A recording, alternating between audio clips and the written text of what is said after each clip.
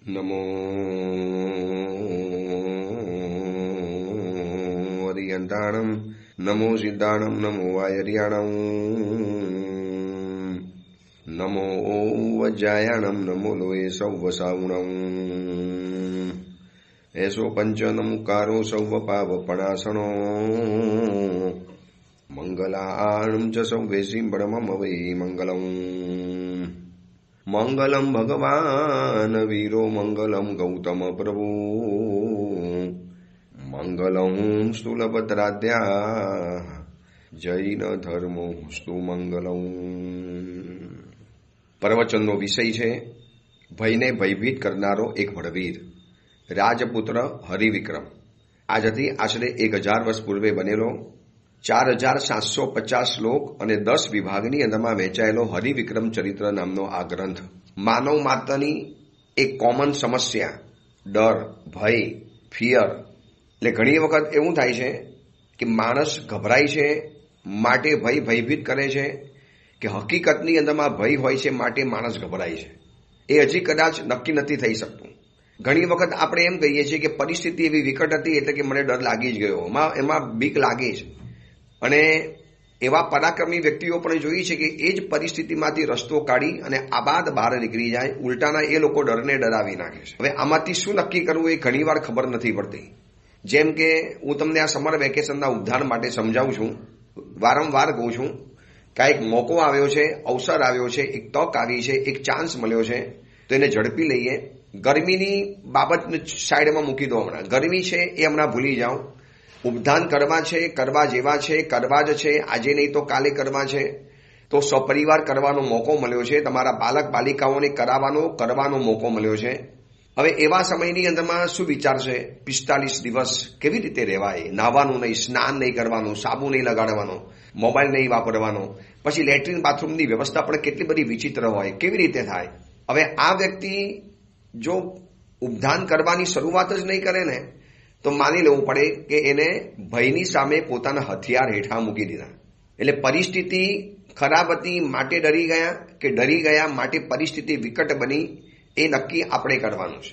પરિસ્થિતિ વિકટ હતી ખબર ક્યારે પડે? તમે એકવાર આવ્યા, એ પોઝિશનમાં દાખલ થયા, તમે ઉપધાનની અંદરમાં પ્રવેશ કર્યો, અથવા તો તમે એ ચીજ કરવાની શરૂ કરી, તમે જેનાથી ડરો છો એને એકવાર શરૂ તો કરો, જુઓ કેવું થાય છે. પછી ન થાય તો મૂકતા કેટલી વાર લાગે છે. પરંતુ કર્યા પહેલા જ હથિયાર હેઠા મૂકી દેવાના કે આપણું કામ નહીં, આપણને નહીં ફાવે, આપણાથી નહીં થઈ શકે.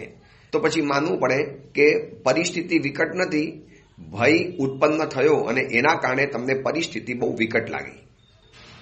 આ કથાની અંદરમાં જેટલા પણ પાત્રો આપણે જોઈએ છીએ, આ કથાની અંદરમાં જેટલા પણ પાત્રો આવે છે, જેટલી પણ વ્યક્તિઓ આવે છે, એ બધાના જીવનની અંદરમાં જુઓ નાની મોટી કોઈ ને કોઈ તકલીફો જીવનની અંદરમાં આવી છે.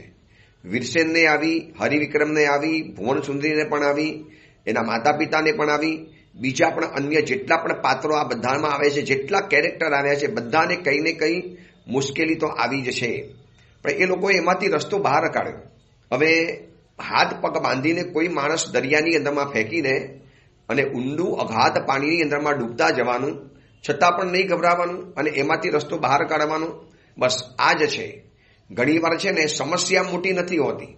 સમસ્યા તો આ દુનિયામાં દરેક વ્યક્તિને હોય છે. આ ધરતી ઉપર જીવનારી એક પણ વ્યક્તિ એવી નહીં હોય કે જેને સમસ્યા નહીં હોય, અને આ ધરતીની એક પણ સમસ્યા એવી નથી કે જેને કોઈ સમાધાન નહીં હોય. હવે જે વ્યક્તિ સમસ્યાના બારામાં વિચાર કરશે ને એને બહાના, એને એ બધા કારણો મળી જવાના. અને જે વ્યક્તિ સમાધાન માટે શોધશે તો એને સમસ્યામાંથી બહાર નીકળવાના રસ્તા પણ મળી જવાના. બહુ સમજવા જેવી વાત છે. સમસ્યા ઉપર ફોકસ કરીશું તો બાના મળશે. ઉપધાન નહીં થાય, ગરમી બહુ છે, મેં ક્યારેય કર્યા પણ નથી, પહેલી વાર મારે ઉપવાસ કરવાનો. પણ જે વ્યક્તિ સમાધાન ઉપર ફોકસ કરશે એને રસ્તા મળી જવાના છે. એને બધા જ રસ્તા મળી જાય કે કેવી રીતે કરાય, કેવી રીતે આરાધનામાં આગળ વધી શકાય. તો વીરસેને શું કર્યું? સમસ્યા ઉપર ફોકસ નથી કર્યો, એને સમસ્યાના સમાધાન ઉપર એને ફોકસ કર્યો કે હવે આમાંથી કેવી રીતે બચાય, કેવી રીતે બહાર નીકળાય. ઉલટાની એ સમસ્યા એના માટે આશીર્વાદ રૂપ મળી ગઈ, કારણ કે ચંદ્રસિંહ અહીંયા છુપાયેલી છે ને એને ક્યારેય પણ ખબર ન પડે. પૂરા વિશ્વની અંદરમાં 100 ચક્કર લગાવ્યા હોત ને તો પણ ખબર ન પડે, કારણ કે ત્યાં હતી જ નહીં. જે હતી એ પાણીના પેટાળમાં હતી, ધરતીના પેટાળમાં હતી. અને અહીંયા આવ્યા તો ખબર પડી. અશોકની સાથે યુદ્ધ થયું. અશોકને જીવતો જવા દીધો છે, જીવતો મૂકી દીધો છે, કારણ કે સાધર્મિક છે. માટે મારો સાધર્મિક છે, મારા પરમાત્માને માને છે. હું જે દેવને માનું છું એ જ દેવનો ઉપાસક છે. હું જે ગુરુને માનું છું એ જ ગુરુનો એ ઉપાસક છે. હું જે ધર્મને અપનાવું છું, હું જે ધર્મનું સમર્પણ કરું છું, જે ધર્મમાં મને આસ્થા છે એ જ ધર્મનો આ ઉપાસક છે, એમ ગણીને એને છોડી દીધો. હવે આ સાધર્મિકની મેં તમને જેટલી વાતો બતાવી ને એ જાણ્યા પછી ઘણા લોકોના ફોન કે સમાચાર એવા આવ્યા કે ગુરુદેવ, હવે સામેવાળો સાધર્મિક નાલાયક હોય, નપાવટ હોય, અયોગ્ય હોય, વિચિત્ર હોય, એ પૈસા જાણી જોઈને ન આપતો હોય, તો પછી આપણે એને શું કરવાનું? જવા દેવાનું? હવે તમારી પાસે શક્તિ હોય, સંપન્નતા હોય અને ઉદારતા હોય તો આમે પણ તમારા પૈસા ગયા ખાતે છે તો કદાચ છોડી દેવાય. પરંતુ નથી એવું થતું ને, તો સાધર્મિક છે એટલે એ અંગે પૈસા તમારે માગતા જ રહેવું પડે, માગતા રહેવાના. પણ જે ધાક ધમકી, જે ટપોરીઓને મોકલવાના, જે રીતે સોપારીઓ આપવાની અને જે રીતે એને ફોન કરીને પરેશાન કરવાના, એવું તો ન કરાય. કારણ કે આપણો એક સાધર્મિક છે. ભલે એને પૈસા દબાવ્યા છે એ હકીકત છે, પણ આપણો સાધર્મિક છે એ પણ એક હકીકત છે, એક વાસ્તવિકતા છે. તો એને પણ જાણી સમજીને આગળ વધવું પડે. હવે અશોકે ચંદ્રસિંહને આટલી બધી પરેશાન કરી, આટલી રીતે ભયંકર રીતે ગોંધી નાખી, આવી છુપાવી દીધી. કદાચ જિંદગીભર એને ચંદ્રસિંહ મળત પણ નહીં. આટલું બધું હોવા છતાં પણ એને મનને ઉદાર રાખી, એક મારો સાધર્મિક છે માટે એને જવા દીધો. પછી એને શિખામણ આપી કે ભલા માણસ આવું કરાતું હશે? જે સ્ત્રી આપણને ચાહતી નથી, જે સ્ત્રી આપણને ઈચ્છતી નથી, જે સ્ત્રી તારી ક્યારે બનવાની પણ નથી, તો એવી પરાઈ સ્ત્રીની પાછળ આટલા બધા પાગલ કેમ બનવાનું? આ તો એક અનીતિનો માર્ગ છે, અસભ્ય માર્ગ છે, અસદાચારનો માર્ગ છે. આ માર્ગે સજ્જનો ક્યારે આગળ ન વધે. એક તો અશોક ડઘાઈ ગયો, વીરસેન અહીંયા આવ્યો જોઈને. બીજા નંબરમાં એનાથી હારી ગયો. અને ત્રીજા નંબરની અંદરમાં એને જે જીવતો મૂક્યો ને, એને તો એમ જ કે પછી આ મને ખતમ કરી નાખશે. હું હારી ગયો હોવા છતાં પણ મને જીવતો મૂક્યો છે માત્ર ને માત્ર સાધર્મિક છું માટે. એટલે એટલો શરમાઈ ગયો કે જાણે ત્યાં હતો જ નહીં, જાણે કે સ્વપ્નાની અંદરમાં જોયો હોય, સ્વપ્નાની અંદરમાં જોયેલા પુરુષની જેમ એ અદૃશ્ય થઈ ગયો. મહેલમાં દેખાતો જ બંધ થઈ ગયો. એટલે બંધુજીવાએ કીધું કે કદાચ એને આ બધું ખોટું લાગ્યું છે, આ એ શરમાઈ ગયો લાગે છે માટે નીકળી ગયો છે. હવે બંધુજીવાએ કીધું કે તું એનો ખેદ મૂકી દે, એ તારા વર્તનથી આશ્ચર્ય પામીને કદાચ શરમાઈ પણ ગયો હશે, જે પણ હશે તે હશે. હવે એને છોડી દે. હવે શું કરવાનું? તું આ રાજપૂતીને અહીંયાથી બહાર કાઢ અને તમે બહાર નીકળી જાઓ. એટલામાં ચંદ્રસિંહને પણ સમાધાન આપે છે, ચંદ્રસિંહને પણ સાંત્વન આપે છે. ચંદ્રસિંહને પણ કહે છે કે બંધુઓના વિરહનું કેવું દુઃખ હોય છે મને ખબર છે. તારે ચંદ્રસિંહ કહે છે કે બંધુના વિરહનું દુઃખ તો હતું જ, પણ મને સૌથી વધુ દુઃખ થયું છે તમારા વિરહનું. તમારા જેવો ઉત્તમ પુરુષ, પરોપકારી પુરુષ, આટલું પરાક્રમ હોવા છતાં આટલું બધો પરોપકારી પુરુષ મેં જીવનની અંદરમાં જોયો નથી. કે તમને જોયા પછી ખરેખર મને એમ થયું કે જિંદગીની અંદરમાં એક પુરુષ લેવો જ છે, પતિ તરીકે સ્વીકારવો છે, તો તમે કેમ ન હો? એટલે મેં મનોમન તમારી સાથે પ્રેમ બાંધેલો હતો. તમે આવ્યા, મને છોડાવી, હવે તો તમે મારી ઉપર ઓર વધારે ઉપકાર કર્યો છે. આ બધી વાતોચીતો ચાલે છે. એટલામાં એક મોટો ધમાકો થયો, મોટો ભયંકર અવાજ થયો. અને એ જોવા માટે જેવા અગાસીની અંદરમાં જાય છે, ચારે કોર પાણી પાણી છે, પણ નવકાર મહામંત્રનો પ્રભાવ, એના પરોપકાર વૃત્તિનો પ્રભાવ. અને આ લોકો તો વિદ્યા દ્વારા સુરક્ષિત બનેલા હતા. એટલે જેવા અગાસીની અંદરમાં જોવા માટે ગયા, એક મોટું વહાણ દરિયામાંથી ત્યાંથી ભયંકર રીતે પસાર થતું હતું. અને આ જોયા પછી વીરસેને પૂછ્યું, કોણ છો? આવી રીતે તમે નીચે કેવી રીતે આવી ગયા? આટલું ભયંકર અવાજ કરતું કેમ પસાર થાવ છો? ત્યારે એ કહે છે કે આ વહાણનો માલિક તો પ્રદ્યુમ્ન નામનો શેઠ છે. ચંદ્રપુરથી અમે નીકળેલા છીએ. મહાકટાક્ષ નામના બેટ તરફ અમારે જવાનું હતું અને રસ્તાની અંદરમાં પવન મંદ પડી ગયો, એટલે 2 મહિના અમને જતા જતા લાગ્યા. પરંતુ કંઈક જહાજની યાંત્રિક ખામી થઈ, એના કારણે આ જહાજ નીચે ઉતરી ગયું અને આ તમારા મકાનની સાથે ભટકાતું રહી ગયું. અમને માફ કરજો. અને એ વખતે પ્રદ્યુમ્ન નામનો એનો જે માલિક હતો, એ માલિક કહે છે વીરસેનને કે તમે કોઈ દેવ છો? તમે કોઈ દેવતા છો કે આટલા બધા સમુદ્રની નીચે રહ્યા છતાં પણ તમે જીવંત છો? કોઈ તમારી પાસે જહાજ નથી? તમે હકીકતમાં કોઈ દેવ છો? વીરસેન કહે છે કે હું દેવ નથી, કોઈક મનુષ્ય છું, પણ કોઈક ભાગ્યના યોગે અહીંયા આવી ચડ્યો છું. મારે પણ સામે તીર જવાની ઈચ્છા છે, મને પણ તમે સાથે લઈ લો. મારી સાથે મારી સ્ત્રી પણ છે. એટલે વીરસેને રાજકન્યાને લઈ અને બેસી ગયા. અને જે વૃદ્ધ સ્ત્રી હતી એ તો પોતાની વિદ્યા દ્વારા નીકળી ગઈ અને બરોબર એના વહાણની અંદરમાં બેસી બંધુ જીવાને નમસ્કાર કરી અને બંને જણા નીકળી પડ્યા. વહાણ વળી પાછું પાણીના મૂળ માર્ગની અંદરમાં આવી ગયું અને બરોબર એક એવા પર્વતની બાજુમાંથી પસાર થાય છે કે જે પર્વત 200 યોજનનો ઊંચો પર્વત છે. એની બાજુમાંથી આ સમુદ્ર પસાર થાય છે અને ત્યાં શાકભાજી બર્તન બધું લેવા માટે, ખૂટેલા શાકભાજી પાણી વગેરે ભરવા માટે જ્યાં એ વહાણ થોભાવાની અંદરમાં આવે છે એટલે દ્વીપને જોવા માટે વીરસેન નીચે ઉતરે છે. ચંદ્રસિંહને કહે છે કે તું જહાજમાં જ રહેજે, હમણાં થોડું ફરીને આવું છું, જોઉં છું અહીંયા શું જોવા જેવું છે. એટલે રાજકન્યાને પણ ત્યાં મૂકી, પ્રદ્યુમ્નની પાસે મૂકી, જહાજની અંદરમાં મૂકી અને વીરસેન ઘોર અરણ્યની અંદરમાં એકલો ફરવા માટે નીકળ્યો છે. આકાશને અડતો પર્વત, એની બાજુને પસાર થતો આ સમુદ્ર, નિર્જન વસ્તી, વિવિધ પ્રકારના વૃક્ષો, મધુર અને મનોહર ઝરણાઓ, મોટી મોટી ગુફાઓ, વિચિત્ર પ્રકારના પાણીઓ, આ બધું જોતા જોતા કુમાર કોણ જાણે કયા ઉદ્દેશથી આગળ વધે છે. ત્યાં એને એક ઝાડની બાજુની અંદરમાં બહુ જૂની ગુફા જોઈ અને એની આજુબાજુની જમીનની અને વૃક્ષ એટલું મોટું હતું કે એની ડાળીઓ જમીન સુધી પહોંચી ગયેલી હતી. સૂર્યના કિરણો પણ અંદરમાં ન આવી શકે. અને જોયું તો ત્યાં કેટલાક પુરુષોનો અવાજ આવતો જોયો, બહુ બધો મોટો તુમ્મલ અવાજ આવતો જોયો. એટલે એની ડાળીઓ થોડીક હલાવી અને જોયું તો કે દૂર પર્વતના ખૂણાના ભાગની અંદરમાં બહુ મોટું સૈન્ય જમા થયેલું હતું. અને એટલું મોટું સૈન્ય જમા થયેલું અને એ સૈન્ય જે જમા થયેલું હતું અને એની સાથે વાતોચીતો કરતા હતા. એમાં કેટલાક વિદ્યાધરો જાણે કે લડાઈ કરવા માટે એકઠા થયા હોય એવું લાગતું હતું. અને એ વિચારે છે કે આ વિદ્યાધરો ક્યાં જાય છે, કોની સાથે લડાઈ કરવા જાય, જોવું તો ખરો. અને આ બધું છુપી રીતે જોવે છે, છુપી રીતે વાંકો વળીને જોવે છે. એમાં જોયું કે બરોબર વિદ્યાધરોના ટોળાના વચની અંદરમાં એક વિદ્યાધરને બાંધીને ઊભો રાખવામાં આવેલો, ભયંકર રીતે એને બાંધીને મૂકેલો હતો. અને જ્યાં એની નજર પડી અને વીરસેનના મોઢામાંથી ચીસ પડી ગઈ, આ તો મારો મિત્ર બંધુદત્ત, અને બંધુદત્તને આવી રીતે કેમ બાંધી દેવામાં આવ્યો છે, આ બંધુદત્તને આવી રીતે કેમ બંધન અવસ્થામાં લાવવામાં આવ્યો છે.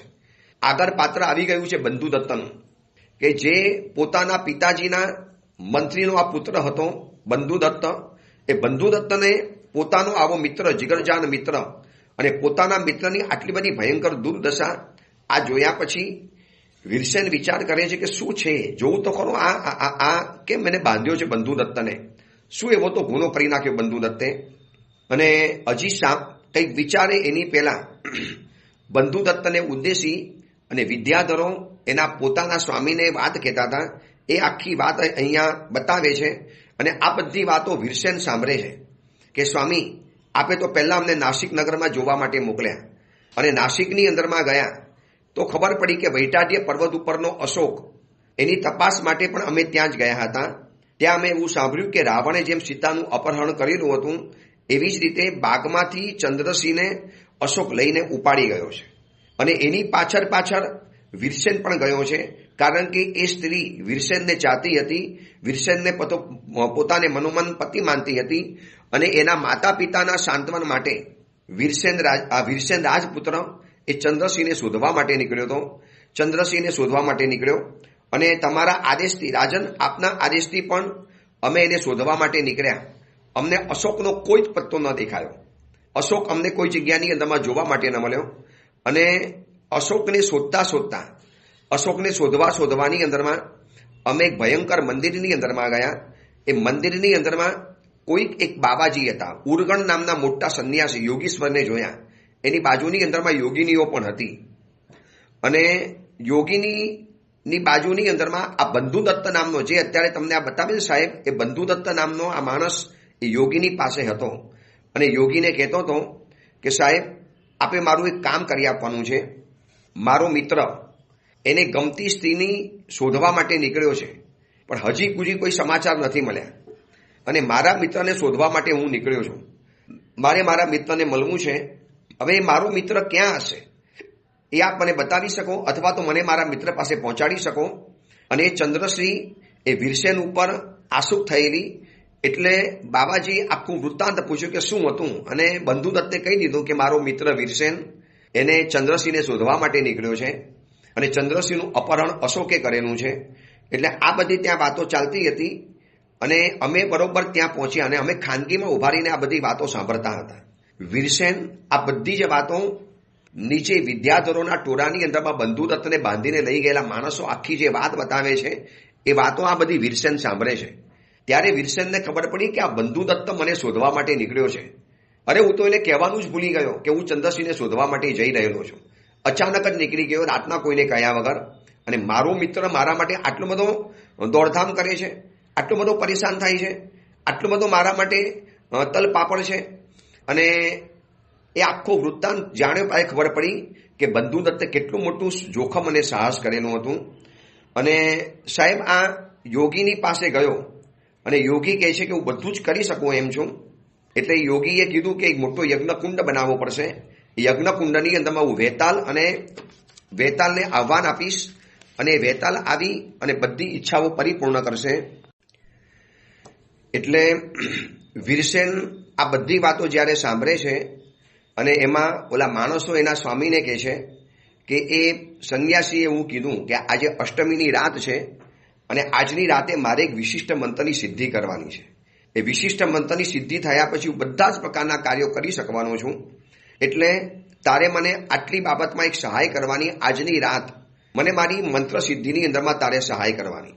પછી હું તારા મિત્રને એની પત્ની સાથે હું મેળવી આપીશ, ચંદ્રસિંહ સાથે તને મેળવી આપીશ. અને યોગીરાજે આ પ્રમાણે કહ્યું. એટલે આ માણસ આ બંધુદત્ત તૈયાર થઈ ગયો કે સાહેબ તમે જેમ કહેશો એમ કરવા તૈયાર છું. યોગીશ્વરે કીધું કે ચલો આપણે બે જણા કાર્ય સાધવા માટે જવું છે.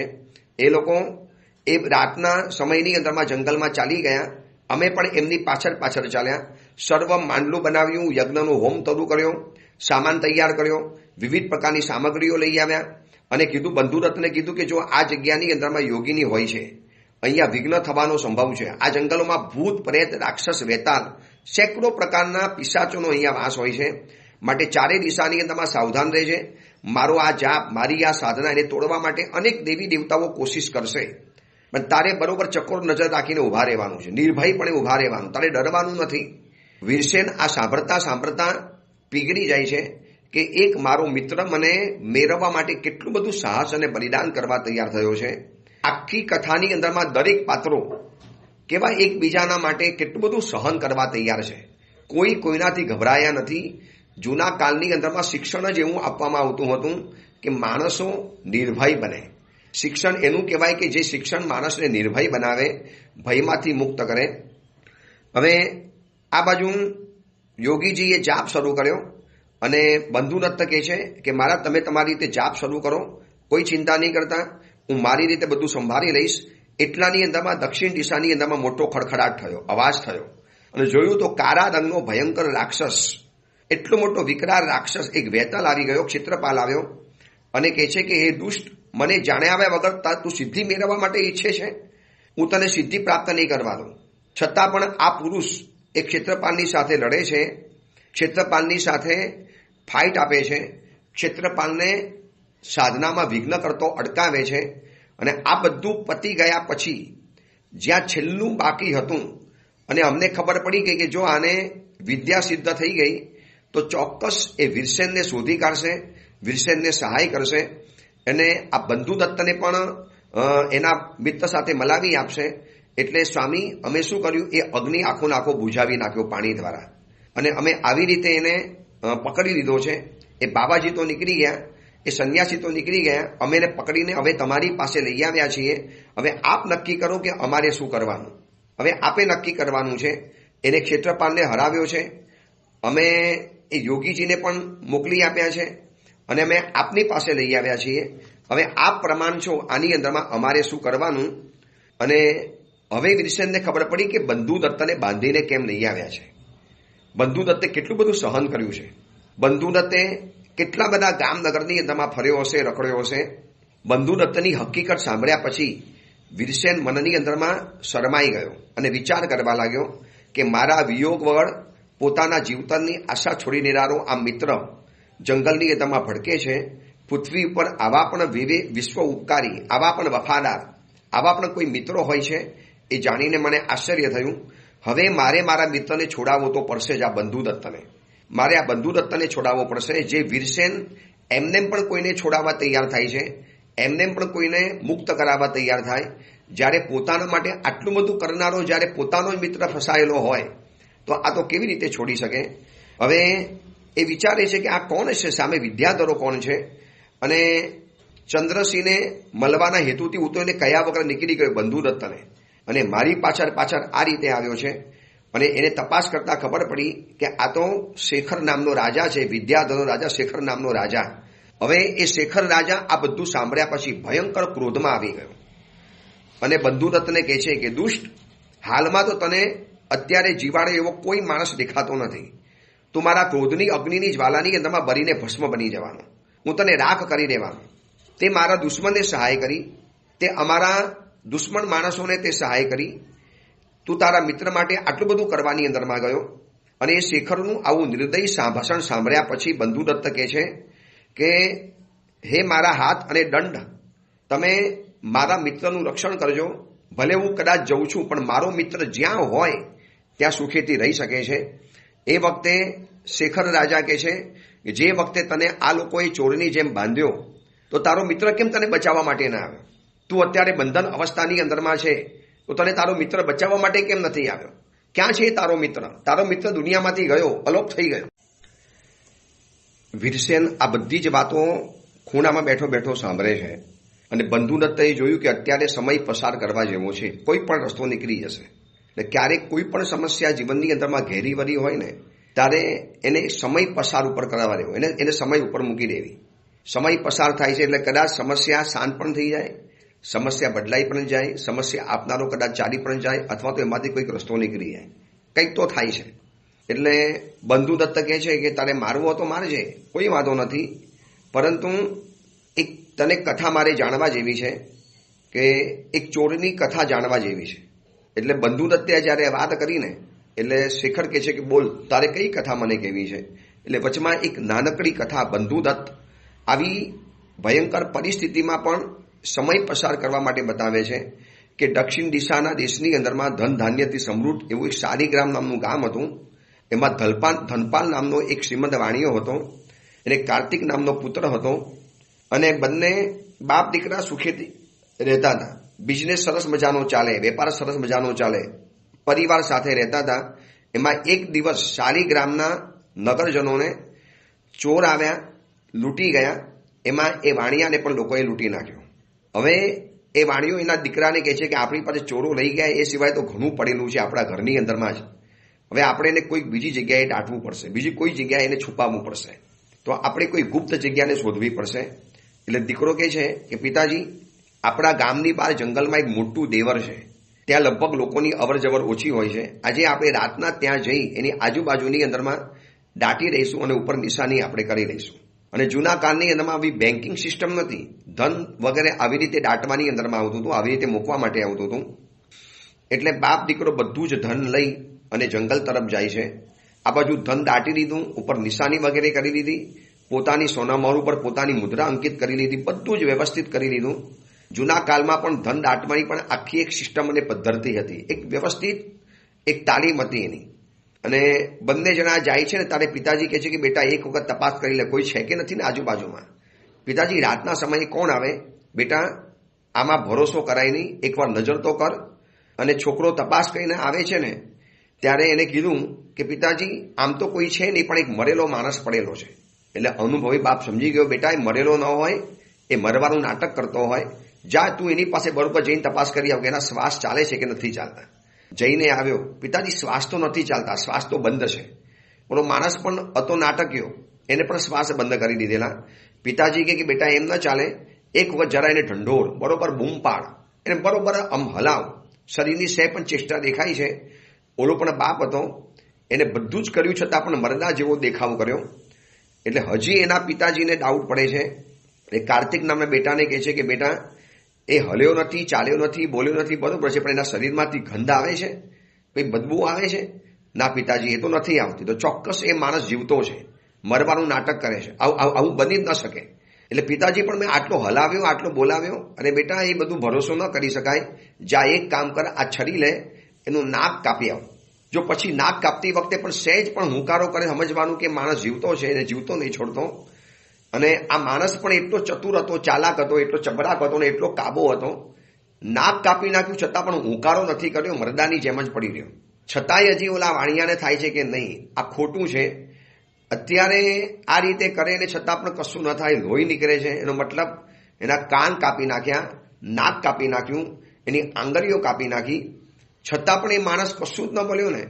એટલે દીકરો કે પપ્પા હવે તો માણસ જીવતો ન જ હોય, આટલું બધું કરે એટલે માણસ કંઈક તો અવાજ કરે, કંઈક તો હુંકારો કરે. ઠીક છે બેટા, મને બેસતું નથી મગજમાં, પણ તું કહે છે માટે આપણે જઈએ છીએ. આ બાજુ આટલું બધું કાન, નાક બધું જ કાપ્યું, અને એને મરેલો સમજી અને બાપ અને બેટા ઘરની અંદરમાં ગયા, સૂઈ ગયા. આ બાજુ જેવા બંને જણા ગયા એટલે આ માણસ આટલી વેદનાની વચમાં પણ ઊભો થયો, બધું જ ધન કાઢી લીધું, અને કાઢીને બરોબર બીજો એક ખાડાની અંદરમાં ધન એને ઢાંકી દીધું, મૂકી દીધું. જૂના કાળમાં આ બધા માણસો અવરું કરવાની અંદરમાં હોશિયાર હતા. અને આ બાજુ સવાર પડી એટલે પોતાની જ દુકાનની અંદરમાં એક નાણું, હવે ઓલા ચોરને ખબર નથી કે પૈસા આમના હશે, એને એટલી ખબર હતી કે કોઈ ધન દાટવા માટે આવ્યું છે. અને એની જ દુકાનની અંદરમાં જ્યારે સોનામોર વેચવા માટે ગયો એટલે શેઠ સમજી ગયા કે આ તો મારી સોનામોર મને વેચવા માટે આવ્યો. ચોક્કસ એને જંગલમાંથી આ બધું કાઢી મૂકેલું છે. એટલે હોશિયાર હતો. વાણીઓ હંમેશા હોશિયાર હોય, તરત જ પ્રતિભાવ ના આપે. એને પોતાનું જ નાણું ઓળખી લીધું, સમજી ગયો, અને ખેદ ન કરતા એને ઠગને કીધું કે પૃથ્વી ઉપર તારા જેવા કેટલા બધા અઘોર કૃત્ય કરનારા હશે, પણ તારા જેવો તો કંઈ નહીં હોય. અને તારા નાક કાપી નાખ્યા, કાન કાપી નાખ્યા, તને આટલી બધી વેદના આપી, તને આટલું બધું આપ્યું, છતાં પણ તે આટલું બધું સહન કરી દીધું, આટલું બધું સહન કર્યું. ઠગ કહે છે કે સાહુકાર, તે સહન કરવું અશક્ય નથી, કારણ કે કાર્ય સાધવા માટે માણસને બધું જ સહન કરવું પડે. જો પૈસા મેળવવા જ સાહેબ બેઠા બેઠા પૈસા નથી મળતા, એના માટે સહન કરવું પડે છે. એમને પૈસા મળી જવાના. અમે આટલું સહન કર્યું તો મને મોટો ખજાનો મળી ગયો, ઢગલો મળી ગયો. બંધુદત્ત આ કથા વિદ્યાધરના શેખરને કહે છે કે શેખર, આપ મારી આ કથા એટલા માટે સાંભળો છો કે હું એટલા માટે આ બધું સહન કરું છું કે બસ હું મારા વીરસેનને બચાવવા માટે માંગુ છું. મારા મિત્રને ઊની આંચ ન આવી જોઈએ, મારો મિત્ર તમારે ત્યાં ફસાવવો ન જોઈએ, અને હું આ બધું સહન કરું છું માત્ર ને મારા મિત્ર માટે. હવે આ સાંભળ્યા પછી વિદ્યાધર રાજાનો કોપ તો ઓર વધી ગયો, ઓર ભયંકર કોપ વધ્યો કે તું મારા શત્રુનું નામ વારંવાર આપે છે, મારા શત્રુને તું વારંવાર મને યાદ કરાવે છે, હવે તો તને એવું બિલકુલ નહીં છોડું. છતાં પણ વિદ્યાધર આટલી ધમકી આપે છતાં પણ બંધુદત્ત ગભરાતો નથી. એટલે બંધુદત્તને પૂછે કે તું કોના જોર ઉપર આટલું બધું કૂદે છે, તું કોના જોર ઉપર આટલી તાકાત બતાવી શકે છે. ત્યારે બંધુદત્ત કહે છે બસ સમજી લો, મારો મિત્ર વીરસેન એ એવો પરાક્રમી છે, એવો શક્તિશાળી છે, એવો હિંમતવાન છે, અને એવો પાવરફુલ છે કે એના માટે માણસને બધું જ કરવાનું મન થાય. એકવાર તમે પણ મળો, તમને પણ એના મિત્ર બનવાનું મન થઈ જશે. એવો એ મારો મિત્ર છે. વારંવાર વીરસેનનું નામ સાંભળે છે એટલે શેખરનો ગુસ્સો ઓર વધી ગયો. અને હજી આ બધું થાય છે એટલામાં તો પવન કેતુ મોટી સૈન્ય લઈને વળી પાછો ત્યાં આવી ગયો. બંને જણા વીરસેનના શત્રુ હતા, અને પવનસેન પણ આખું આકાશ ઢંકાઈ જાય એટલું મોટું સૈન્ય લઈને ત્યાં ઉતરી પડ્યો. એટલે વીરસેન વિચાર કરે છે કે આ પવનકેતુ પણ અહીંયા આવી ગયો, જોઈ હવે શું થાય છે. ગમે એટલા શિયાળો ભેગા થાય પણ સિંહનું બગાડી નથી શકતા. હવે આગળ શું કથા બને છે, આમાંથી કેવી રીતે રસ્તો નીકળે છે. આવી પરિસ્થિતિમાં પણ વીરસેન નથી ગભરાયો કે બંધુદત્ત નથી ગભરાતો. શત્રુઓના વચની અંદરમાં ઘેરાયો છતાં પણ બંધુદત્ત હિંમત રાખે છે, અને વીરસેન પણ હિંમત બતાવે છે. શું કરે છે એની વાત આપણે આવતીકાલે જોઈશું. એ જ મંગલ કામના મંગલ ભાવના. જીનાગના વિરુદ્ધ કાંઈ પણ બોલાયું હોય તો મિચ્છા